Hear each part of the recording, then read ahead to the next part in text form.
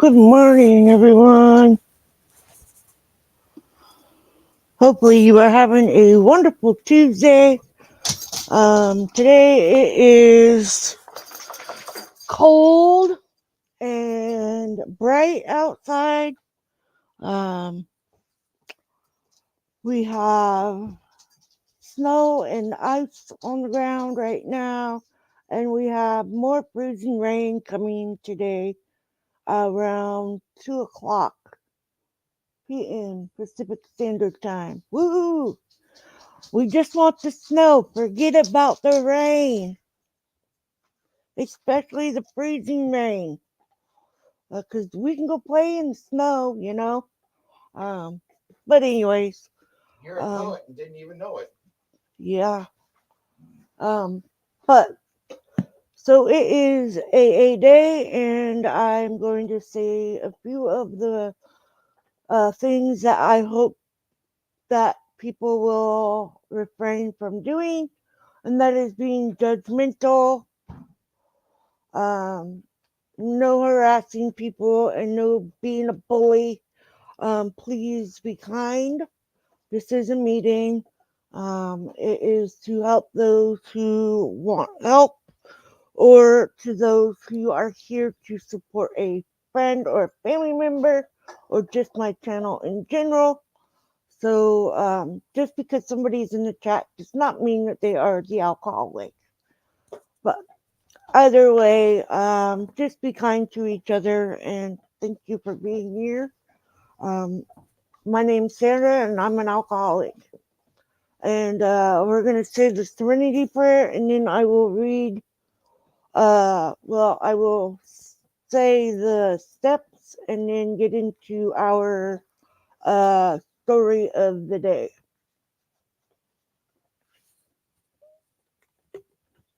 Get a sip of my coffee.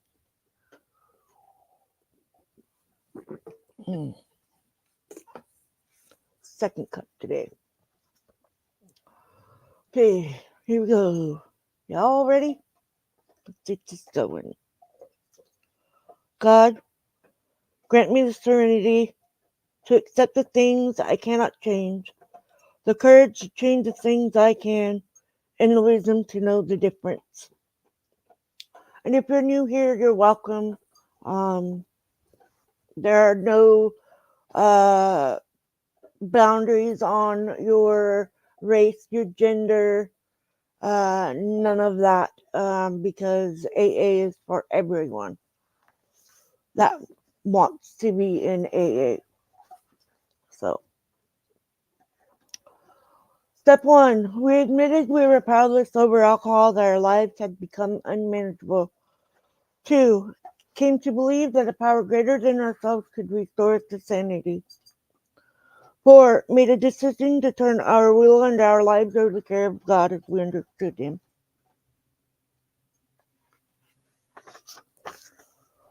4, made a searching and fearless moral inventory of ourselves. Need more light? Can somebody come turn on the bedroom light, please?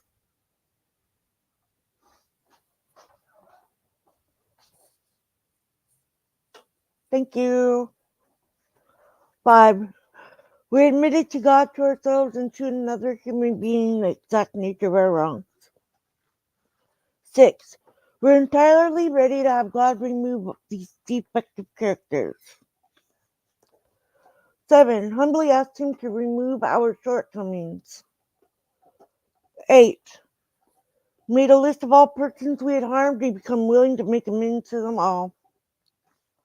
9. Made direct amends to such people wherever possible, except when to do so would injure them or others.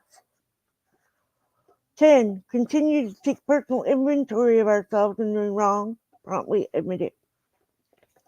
11. Stop through prayer and meditation to improve our conscious contact with God, only praying for knowledge of His will for us and the power to carry that out.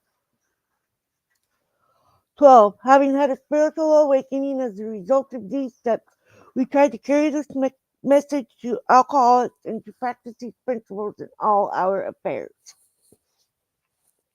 And if you want a book, local libraries, local AA meetings, I'm not affiliated or sponsored by them, but Amazon has them. So they are available in many locations.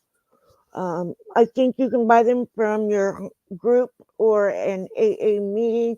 They may have one that you can buy from them. Or, like me, I was lucky enough to have a sponsor that had uh, books, and she gave me my first 2 books, and I have given them away.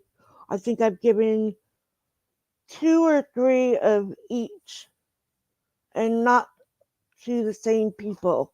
So one person got, or 3 people got this book, and 3 people got this book. So that's how I started started it with my sponsees when they first start and ask me to sponsor them, or whether I mentioned AA work and that they can have what I have, and that is sobriety. So and I give them my book at that time that I have the book. Anyway, so I always put in the description what page we're on and the story we're reading. I am in the 4th edition of the big book, and so it might be on a different page than this book. Okay, this one is story 15. AA taught him to handle sobriety. I highlighted the very top part. It says, God willing, we may never again have to deal with drinking, but have to deal with sobriety every day. When I had been in AA only a short while, and and my an old timer told me something that has affected my life ever since. AA does not teach us how to handle our drinking, he said. It teaches us how to handle sobriety. I guess I always knew that the way to handle my drinking was to quit. After my very first drink, a tiny glass of sherry my father gave me to celebrate the new year when I was 13, I went up to bed dizzy with exhilaration and excitement, and I prayed I wouldn't drink anymore. But I did. When I reached college age, much later, when I progressed to full blown alcoholism, people told me I should quit. Like most other alcoholics I have known, I did quit drinking at various times, once for 10 months on my own, and during other interludes when I was hospitalized. It was it's no great trick to stop drinking. The trick is to stay. they stopped. To do that, I had come to AA to learn how to handle sobriety, which is what I could not handle in the first place. That's why I drank. I was raised in Kansas, the only child of loving parents who just drank socially. We moved frequently. In fact, I changed schools every year until high school.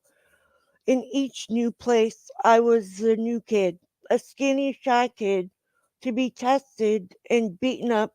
As soon as I had begun to feel accepted, we moved again. By the time I reached high school, I was an overachiever, an honor student in college. I became editor of the yearbook. I sold my first article to a national magazine while still an undergraduate. I also began to drink at fraternity parties and beer busts. Upon graduation, I ventured to New York to pursue my writing career. I landed a good job with a company publication and was moonlighting on other magazines. Regarded as something of a boy wonder, I began to see myself that way. I also began visiting bars after work with my older associates. About by age 22, I was a daily drinker. Then I joined the Navy and was commissioned as an engine or ensign to write speech for admirals.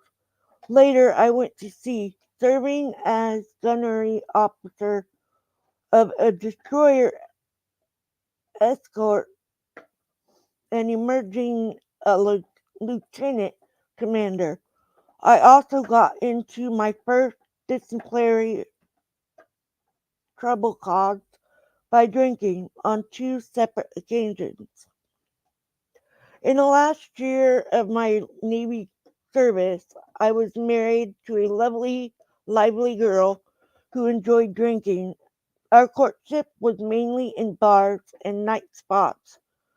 When my ship was in New York on our honeymoon, we had iced champagne by the bedside day and night. The pattern was set. By 29, was having trouble coping with life because of my drinking. Neurotic fears plagued me, and I had occasional uncontrollable tremors. I read self help books. I turned to religion with fervor. I swore off hard liquor and turned to wine. I got sick of the sweetness and turned to ale. It wasn't strong enough, so I added a shot of vodka and was right back to worse trouble than before. I began sneaking drinks when playing bartender for guests. I cure my dreadful hangovers, or to cure my dreadful hangovers, I discovered the morning drink.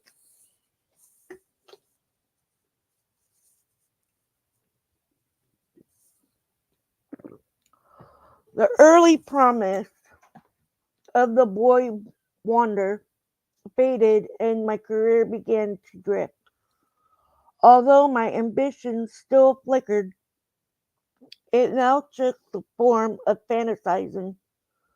My values became distorted to wear expensive clothes, to have bartenders know what to serve me before I ordered, to be recognized by head waiters and shown to the best table to play gin rummy for high stakes.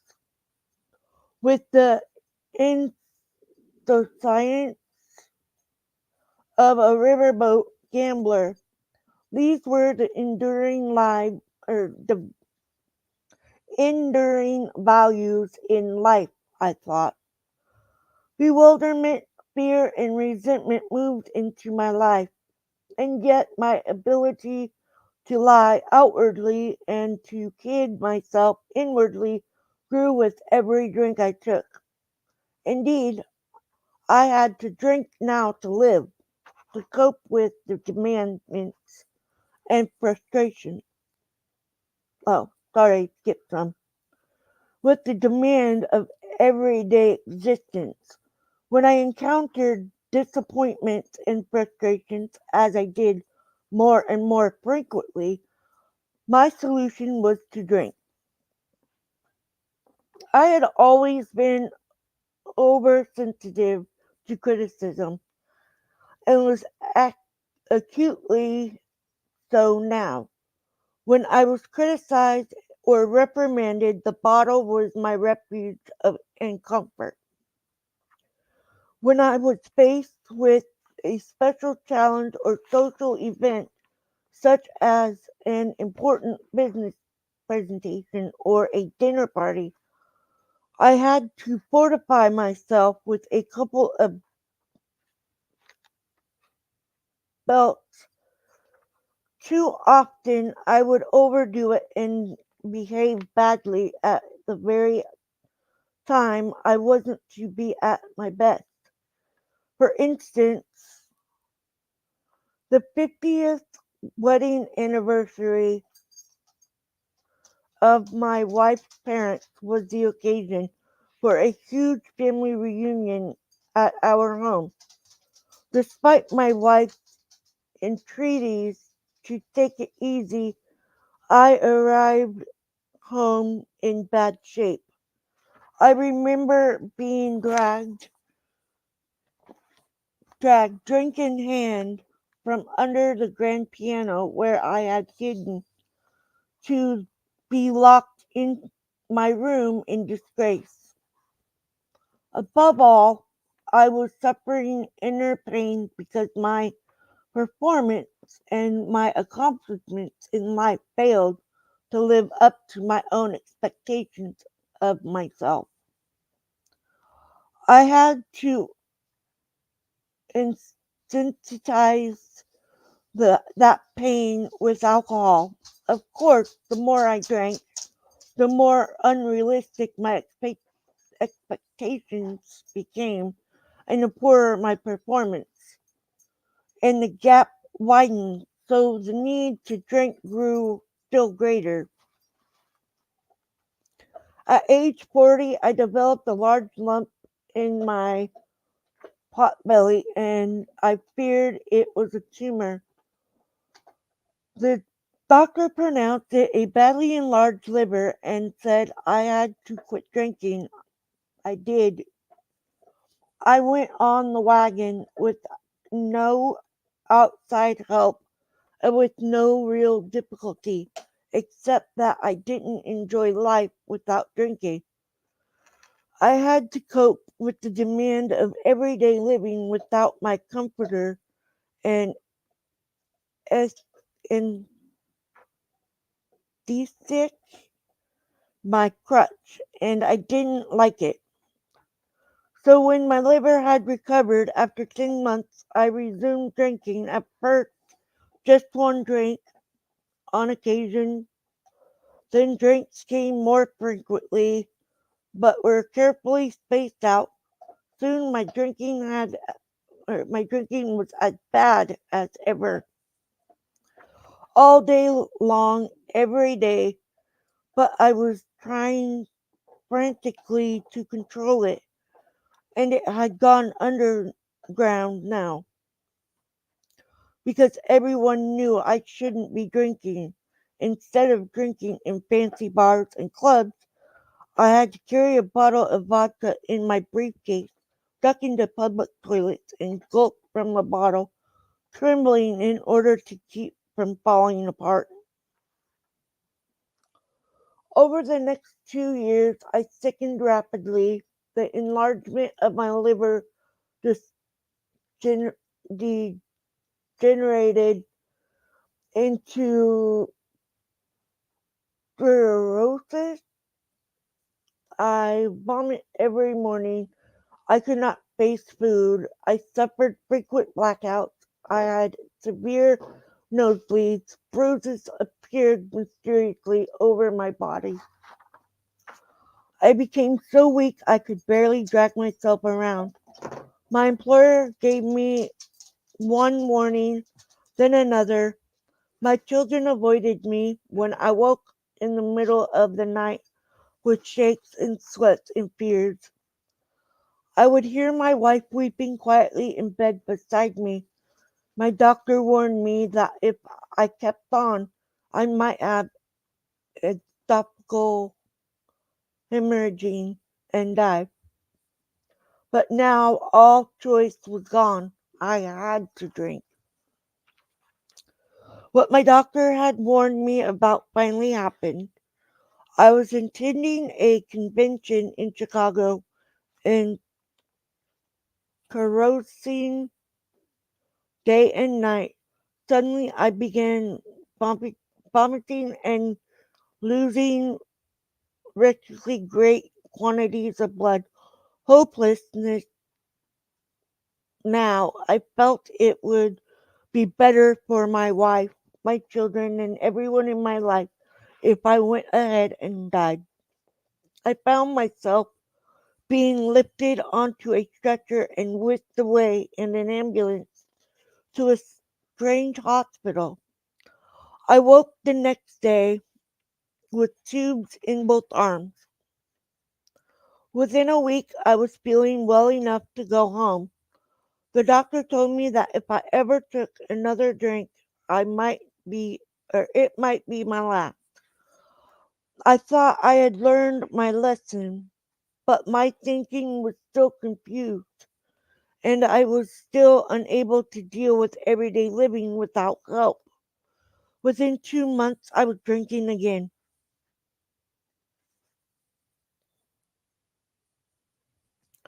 In the next half year, I experienced two more esophageal hemorrhages, miraculously surviving each one by a hair.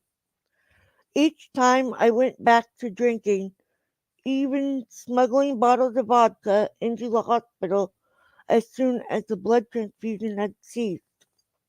My doctor finally declared he could no longer be responsible for me and sent me to a psychiatrist who practiced in the same suite of offices. He happened to be, by the grace of God, Dr. Harry Tybout, the psychiatrist who probably knew more about alcoholism than any other individual in any other in the world. At that very time, he was a non-alcoholic trustee on the General Service Board of Alcoholics Anonymous. It was the late Dr.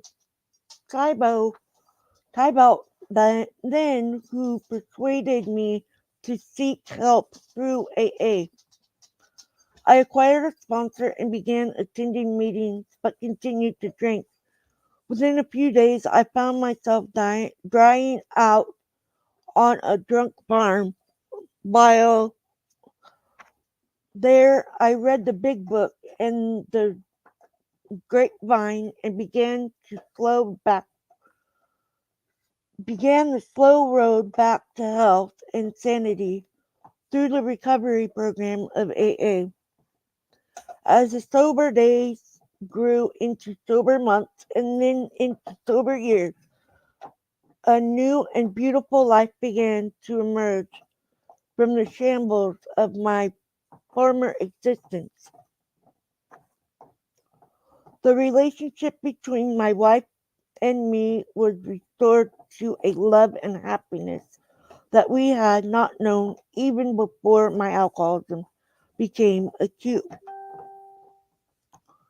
She no longer weeps in the night. As our children grew up, I was able to be a father to them when they most needed one. My company advanced me rapidly once my rehabilitation was established again.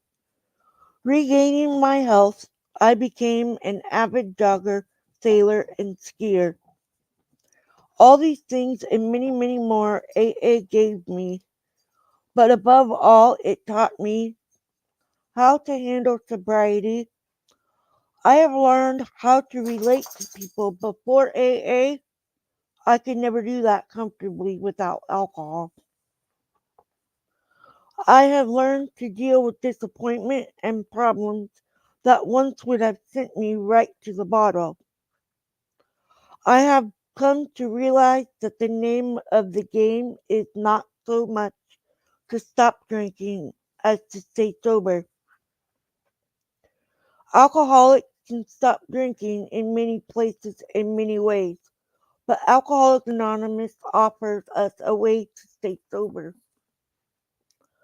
God willing, we members of AA may never again have to deal with drinking, but we have to deal with sobriety every day.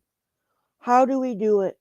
By learning through practicing the 12 steps and through sharing at meetings how to cope with the problem that we look to booze to solve. Back to our drinking days. For example, we are told in AA that we cannot afford resentment and self-pity. So we learn to avoid these festering mental attitudes. Similarly, we rid ourselves of guilt and remorse as we clean out the garbage from our minds through the fourth and fifth steps of the recovery program. We learn how to level out the emotional swings that got us into trouble both when we were up and when we were down. We are taught to differentiate between our wants, which are never satisfied, and our needs, which are always provided for. We cast off the burdens of the past and the anxieties of the future as we begin to live in the present one day at a time. We are granted the serenity to accept the things we can't change, and thus but lose our quickness to anger and our sensitivity to criticism. Above all, we reject fantasizing. No!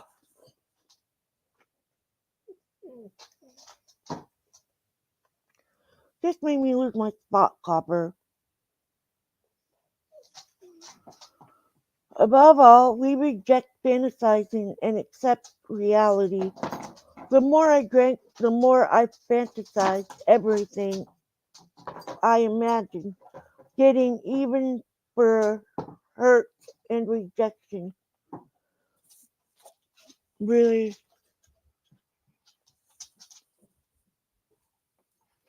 Such an ass. in my mind's eye, I played and replayed scenes in which I was plucked magically from the bar where I stood, nursing a drink, and was instantly exalted to some position of power and prestige. I lived in a dream world. AA led me gently from this fantasizing to embrace reality with open arms, and I found it beautiful, for at last I was at peace with myself and with others and with God. And that's the end of the big book. Wow, can you believe it? We've made it through two books already. But since I started doing this, um, that is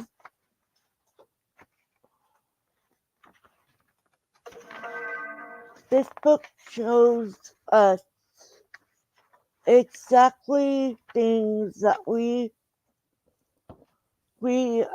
should be doing. The we can relate to these stories in the big book, and it's just amazing for me because going through the books how many times I have, I don't know how many times I've read them in a group setting or otherwise, but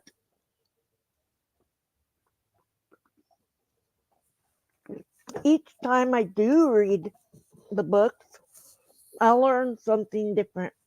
I learn I learn from them every time because as I'm reading them to you guys, I can hear what it is meant. And because I have a hearing problem, so when we're in a group setting, in a meeting, an actual meeting, I can't really hear the low voice people reading. So for me to read this out loud, and I can feel exactly the exact things that they are feeling when they come out of it, or when and how it started as you becoming the alcoholic, because a lot of it is exactly related. I relate to it. Um, like I don't like being in the social settings per se, and I wasn't really into using my voice for anything before AA, um, being sober, that is. Because when I was drinking, I was mean, I was sad, I was happy, but it wasn't a real happy. It was all just emotions from having the alcohol in my system because it would go like snap. I could be happy 1 second and be ticked off the next. And I remember those things.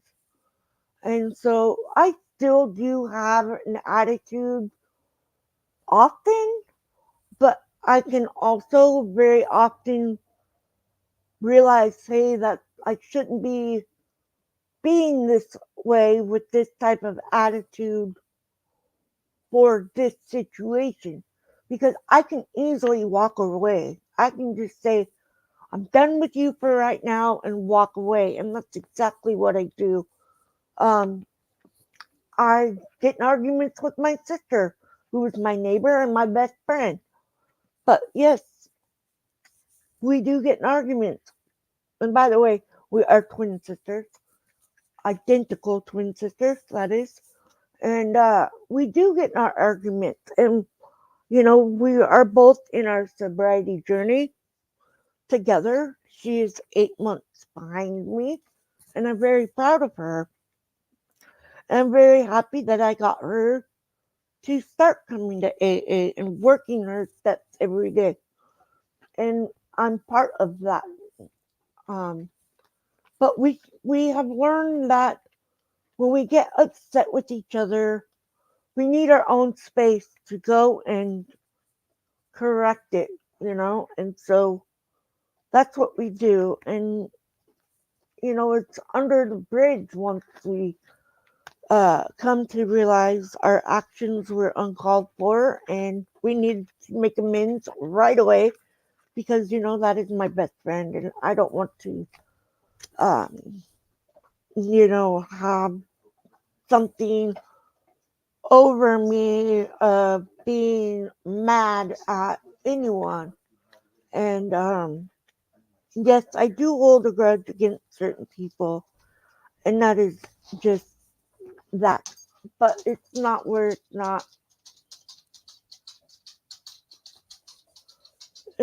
from a stupid argument. So, but as I read through the steps that or in the big book, um, when you get to the part where they found what it meant to do um, it makes it so that way we understand exactly what we may feel when we finally realize that okay, yes, we can relate to this story, and then when we come to the end of it and it's all turned around in a 360 and you're living life on a positive note and being a caring human being and helping each other, that's what we need to do. And but from being at um my second sponsor taught me to use my voice, and she always told me, I'm glad you found your voice because you're using it in a good way. And AA taught me to share it and don't be scared of being a recovering alcoholic. Don't be scared to share my story because it's going to help someone. And I see that now. I really do. I really see that now. And I don't hide behind saying I'm a recovering alcoholic. I shout it everywhere. I share that I am a recovering alcoholic and I'm proud to be recovering because some of us don't get there. Some of us never make it out. And I can just use my platform to help the next person in sharing the gift that I got for free because it was given to me for free. And um, if it helps someone, I'm happy with that. And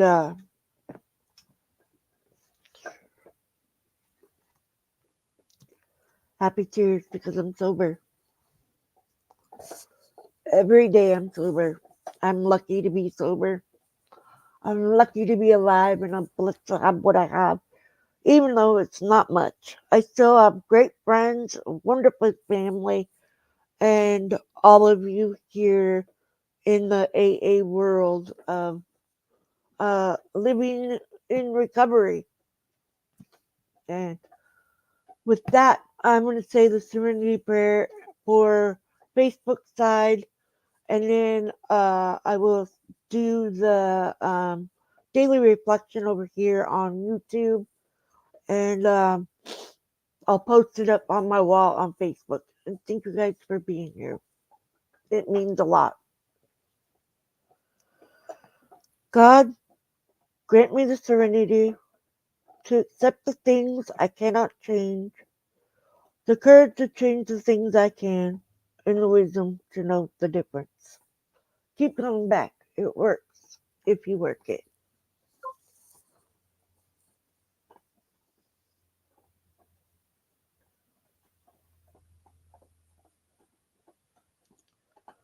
Okay, let's get over here to the daily reflections. That's different. Okay, January 16th, hitting bottom. Why all this insistence that every AA must hit bottom first? The answer is few people will sincerely try to practice the AA program unless they have hit bottom. For practicing AA's remaining 11 steps means the adoption of attitudes and actions that almost no alcoholic who is still drinking can dream of. That is 12 Steps and 12 Traditions, page 24. Hitting bottom opened my mind and I became willing to try something different. What I tried was AA. My new life in the fellowship was a little like learning. how to ride a bike for the first time. AA became my training wheels and my supporting hand. It's not that I wanted the help so much at the time. I simply did not want to hurt like that again. My desire to avoid hitting bottom again was more powerful than my desire to drink. In the beginning, that was what kept me sober. But after a while, I found myself working the steps to the best of my ability. I soon realized that my attitudes and actions were changing, if ever so slightly. One day at a time, I became comfortable with myself and others, and my hurting started to heal. Thank God for training wheels and supporting hands that I choose to call Alcoholics Anonymous. Amen to that.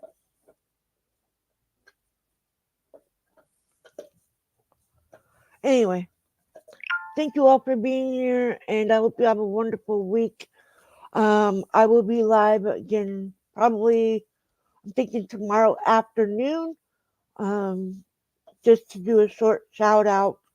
And then I will be doing another AA meeting on Saturday at 11 a.m. Pacific Standard Time. And if you're new here, please comment, share, subscribe, and hit the notification bell so you can be notified of new videos and live streams. I love you guys. Have a great day.